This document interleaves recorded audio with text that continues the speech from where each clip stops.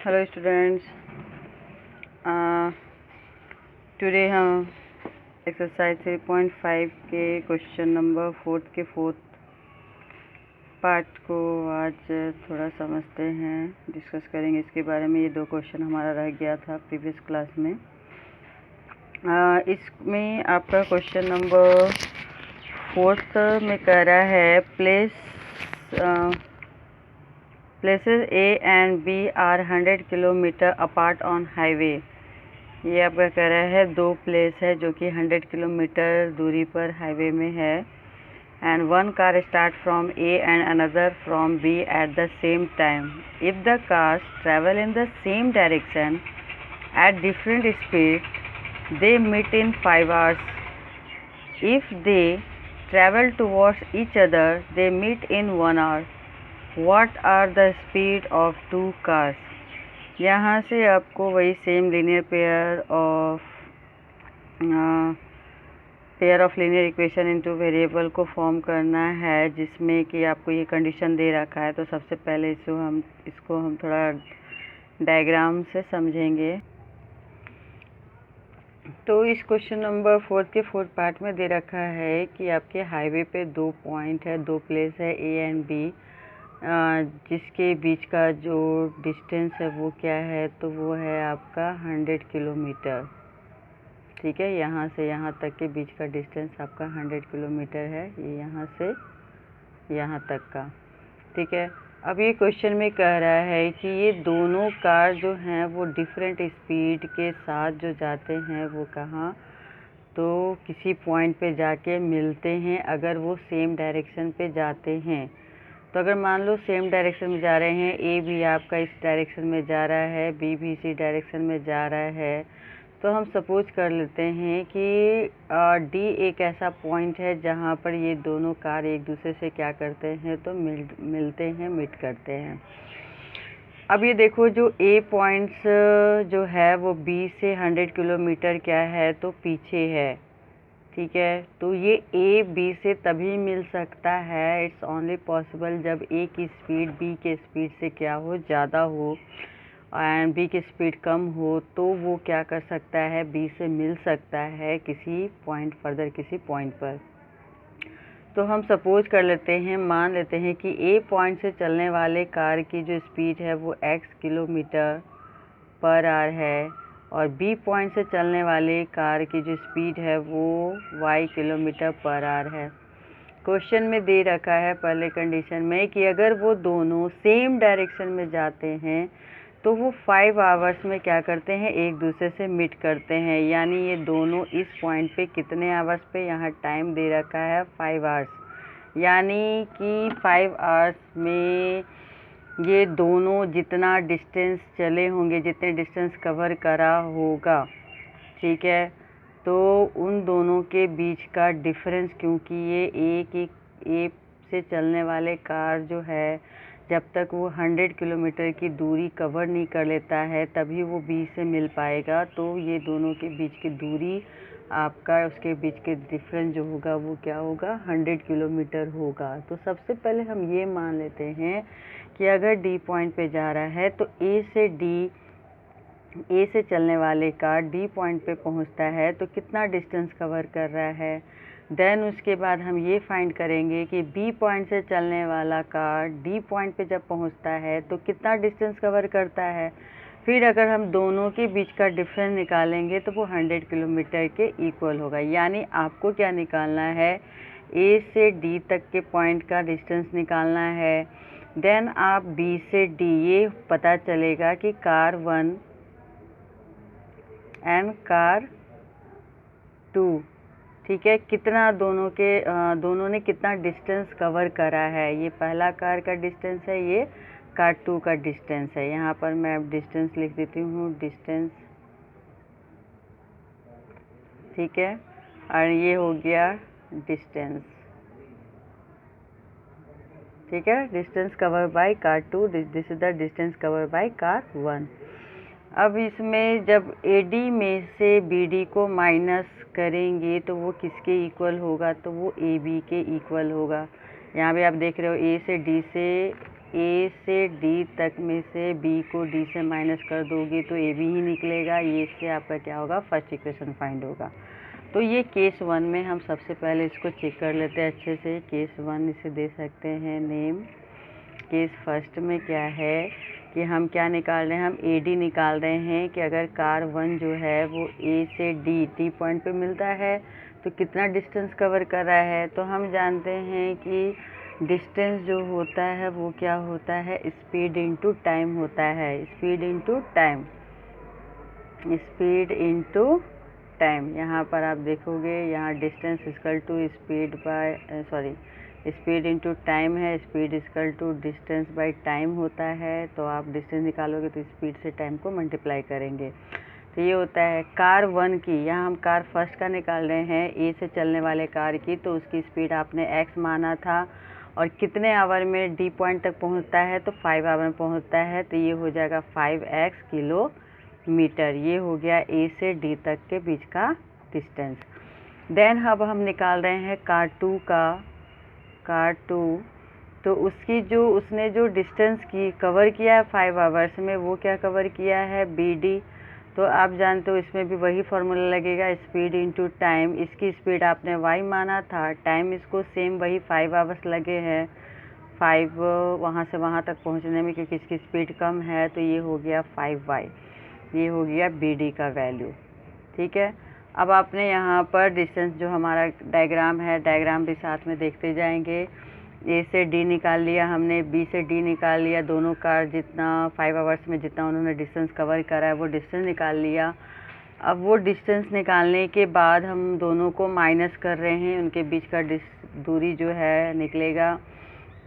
तो हमने क्या करा कि ए डी में से बी डी को माइनस किया तो वो ए बी के इक्वल हुआ। ए डी की वैल्यू आपने निकाला था 5x, बी डी की वैल्यू निकाला आपने 5y, ए बी का वैल्यू आपका 100 दे रखा है, उसके बीच का दूरी डिस्टेंस। अब यहाँ से 5 कॉमन निकालेंगे तो ये हो जाएगा x minus y is equal to 100। यहाँ से 5 को कैंसिल करेंगे 20, then x minus y is equal to 20। This is your first equation. ठीक है, यहाँ से हमारा फर्स्ट इक्वेशन आया है, निकल गया हमारा फर्स्ट इक्वेशन। अब ये देखिए कि यहाँ से अब हम यहाँ पर देख लेंगे first equation x minus y equal to 20 आया। अब हम सेकंड केस में निकालेंगे, केस 2 में। केस 2 में क्या कहता है कि जब वो सेम डायरेक्शन में सेम नहीं अपोजिट डायरेक्शन में चलते हैं। केस 2 है आपका इसी क्वेश्चन का कि जब डायरेक्शन क्या हो, अपोजिट डायरेक्शन में जब वो चलते हैं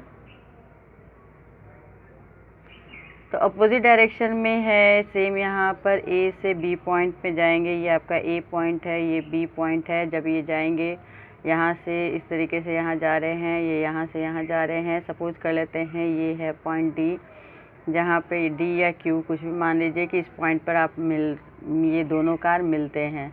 स्पीड तो उसकी वही सेम होगी, ये इसका x किलोमीटर पर आवर है, इसका y किलोमीटर पर आवर है। ठीक है, ये ऑलरेडी आपने सपोज करके रखा हुआ है।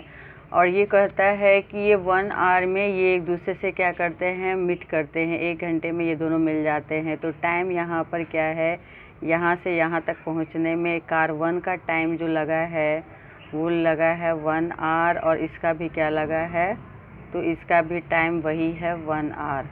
1 घंटे में दोनों एक दूसरे से क्या होते हैं, मिलते हैं। तो उस केस में अब हम यहाँ से क्या निकालेंगे, ए से क्यू तक की डिस्टेंस निकालेंगे। तो ए क्यू का डिस्टेंस वही स्पीड इनटू टाइम आप लगाओगे, तो स्पीड यहाँ पर आपका x हो गया, टाइम कितना है 1 है। तो ए क्यू का वैल्यू आपका हो गया x इंटू 1 x किलोमीटर। ठीक है, देन आप निकालोगे बी क्यू या क्यू बी, जो भी आप बोल सकते हो। बी क्यू का वही भी आपका होगा y into speed into time, y into 1 is equal to y kilometre. Then आप देख रहे हो ए क्यू से बी क्यू के बीच का जो डिस्टेंस दोनों को ऐड करेंगे तो वो 100 किलोमीटर के इक्वल होगा। Then A Q plus B Q is equal to A B के इक्वल है। तो ये आपका क्या हो जाएगा, ए क्यू का वैल्यू आपने x निकाला है, ये y is equal to A B का value 100। This is your second equation. ये हमारा फर्स्ट सेकंड इक्वेशन निकल गया है। अब हम इसे एलिमिनेशन मेथड से सॉल्व कर लेंगे और एक्स वाई की वैल्यू निकाल लेंगे। तो वो कार की स्पीड हो जाएगी दोनों कार की। तो आपका फर्स्ट इक्वेशन यहाँ पर क्या था, x plus y is equal to 20, this is your first equation. x plus y is equal to sorry first equation x minus y था, ये हो गया आपका 100, ये हो गया आपका सेकेंड इक्वेशन। अब इसे हम सॉल्व करेंगे तो यहाँ पर कुछ नहीं करना है, ऑलरेडी साइन भी अपोजिट है, ये आपका वेरिएबल का कोफिशिएंट भी इक्वल है, तो ये जी कट कैंसिल हो गया, x प्लस एक्स 2x हो गया, ये हो गया आपका 100 प्लस 120, यहाँ से कैंसिल करोगे ये 60, तो x ये हो गया आपका 60 किलोमीटर पर आवर। x का वैल्यू आया, यानी ये कार 1 की स्पीड हो गई।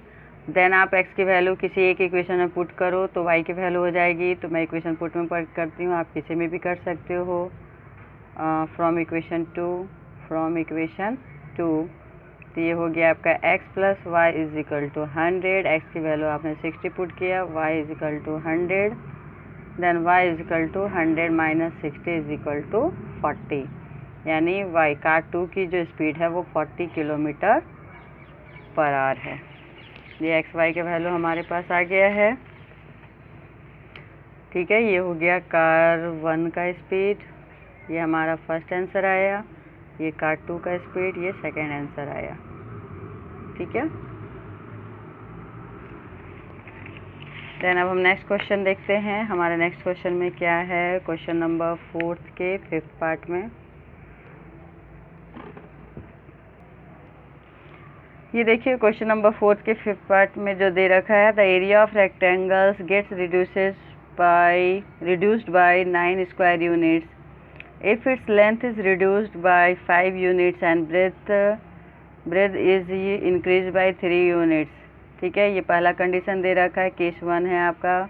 फिर केस 2 में दे रखा है, यहाँ से आपका first linear equation into variable आएगा, एंड सेकेंड केस से आपका सेकेंड इक्वेशन आएगा। If we increase the length of 3 units and the breadth by 2 units and the breadth, यहाँ पर लेंथ एंड ब्रेथ दोनों में क्या हो रहा है, इंक्रीज हो रहा है। लेंथ में हो रहा है 3 यूनिट से, ब्रेथ में हो रहा है 2 यूनिट से।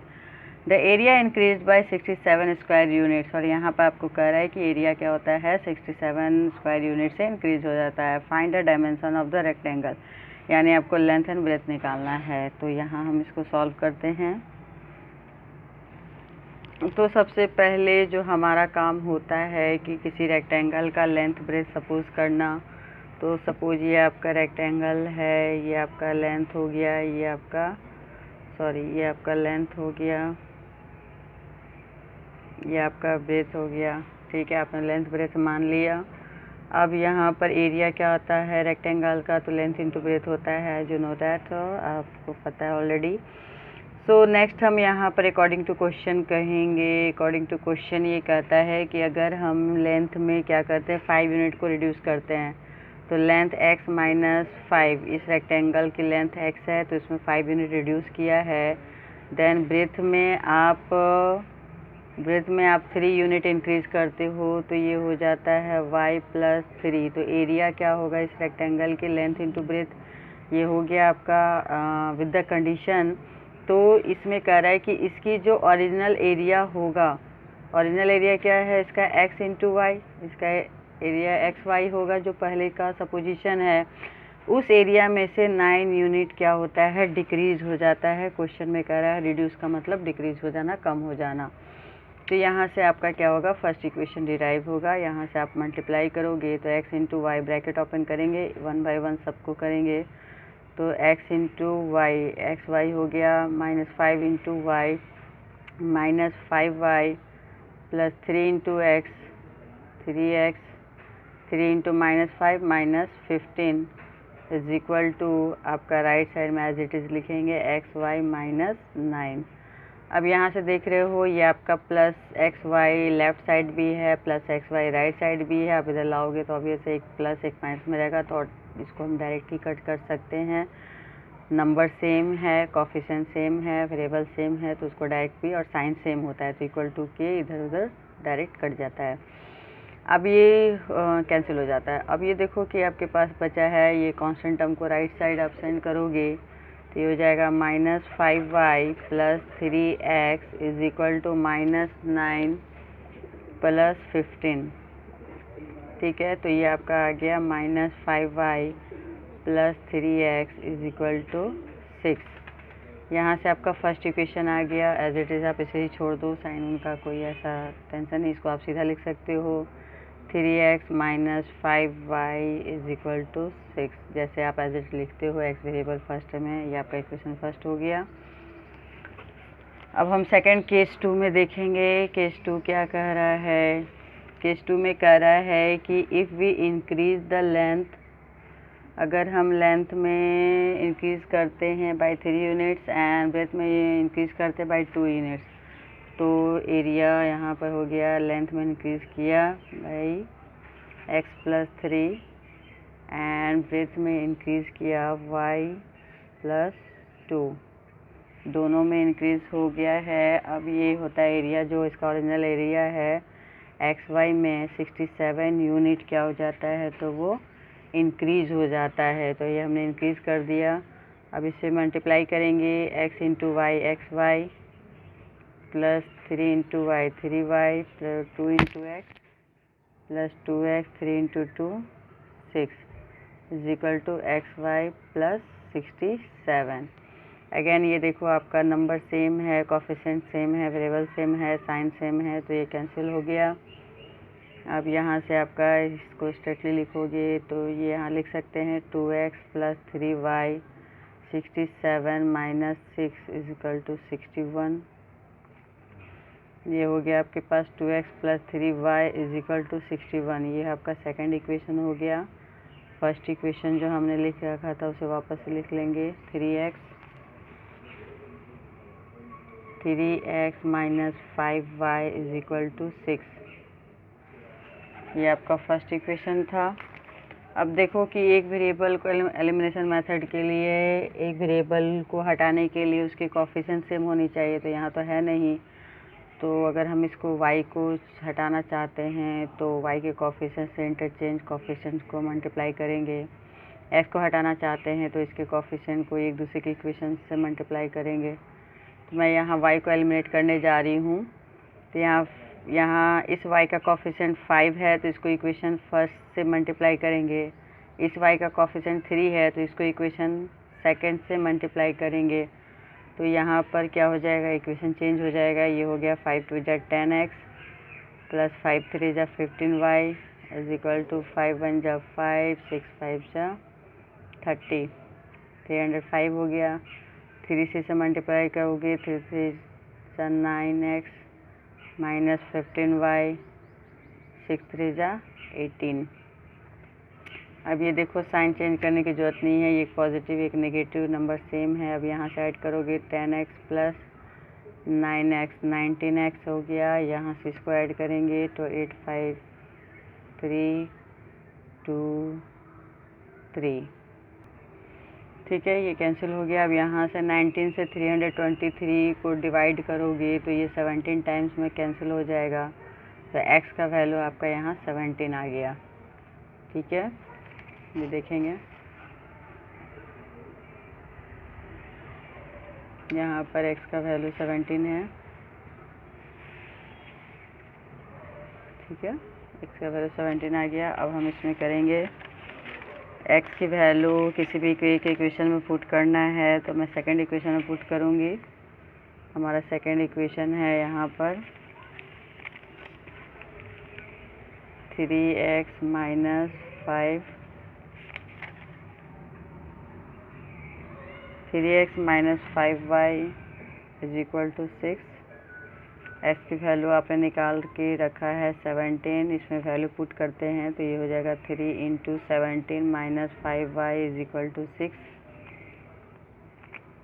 ठीक है, 17 3 जा क्या होता है, ये होता है आपका 51 minus 5y is equal to 6 हो गया। यहाँ से 51 को राइट साइड लाएंगे, minus 5y 6 minus 51 minus 5y is equal to, ये आपका 51 से 6 को सब्ट्रैक्ट करोगे तो ये आपका हो जाएगा 45 माइनस 45 यहाँ से माइनस माइनस कैंसिल हो गया, आपका 5 से करंट 9 टाइम्स में कैंसिल हो जाएगा। y का वैल्यू आपका आ गया 9, x का वैल्यू हो गया 17। ये आपका लेंथ एंड ब्रेथ का यूनिट आ गया।